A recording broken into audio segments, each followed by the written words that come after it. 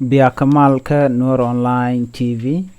Kejan guasame bana roiling rojadan and banling kejan guasame cha gore ral kam kuma ka bon espele maji kana bon espele mayo take bun ticho ka bon kuma ala spellam ticho rodi rit ticho de fact ka bon ten content take tanwan ajan lera bana linga jan guasame mi jira ma jidit be goro jin braj mi nyak bakani de kokien be gorban o jinba bi subscribe ko bi lerten kon nonka ka tungnat bi ka cholin kamal wana ray lera man ban link jan gwasame chala de nena bon kit gwang kana gwelek te cha jakajuba ka kwimala shika kaj ka kum SPLM ala kum marwai ka self care ma yadit wa shika kaj kwich chala de no en wala kumuktem SPLM dit ka juba shi ka bon kit gwang e cha jak ko ba do bari alaka kenyam ke men chala advanced team ka kushmala kan ben gadwech dual ala general gadwech dual kan general Johnson wolon ka wodien ka juba kan to wa chika kairar ka bon kit gwang kana gwelek sharo mat bon and dan and right kesel pake ma yadit mela SPLM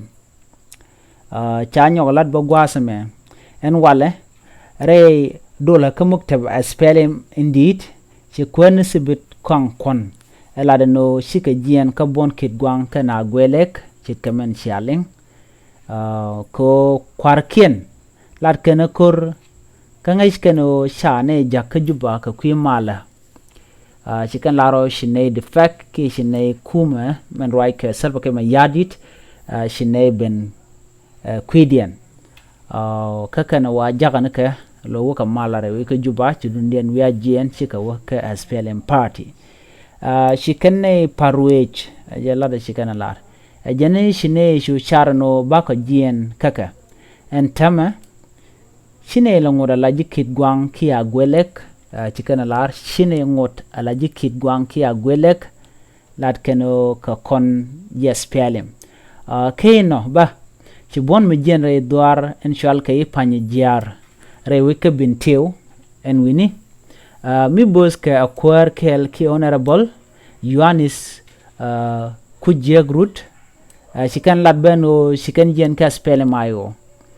shikaro mat bon and dan en la shalke SPLM aji en Yohanis kwer panjare wal shi kwer panjare tiaga kwer panjare wal ajeni shine gn ka SPLM ayo shine wa ka SPLM IG no mo chalat kamin dongba shibon mejal kel ke Dr. Kwajien Lwal we gor meteke PhD shalat beno en wale eno shika jien ka SPLM ayo ba shika romat SPLM aji ka juba ba ka la da shalat ka ja en Dr. Kwajien aram kel ka muktaba SPLM ayo re wojen shal ka Europe ki role rarami chela do ken jen kana bonda men jel ka kel shikan jien ka bon SPLM ayo ka do ba chika na shar ka jawo buka wo ka SPLM aji na mokel mishalat doctor shengnen noba chawar garadin lena gor kwar wargane SPLM dinigen SGP to lambut chene dialtin chero mat ke SPLM men right kwar self ke yadit wa cheka lor ke teslo an medit shela do SPLM ari medit bakon dialnang ki adul medit mede kon dia rongten shela do Bia Kamal lorien tele yerek shene tenchiluin ka SPLM te right ka serpa ke ma yadit chaga lor ka teslo aj midire long kana bonente kel ka ja endolo mo chala do chu sogono alo shibonten kon tenjen re weke so Sudan ka SPLM aji kana SPLM ayo jitandien chiko ka SPLM right ke serpa ke jitandien chiko ka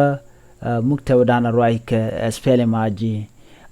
jen le dana chalat eno shibona to shike jien godna kon tegatin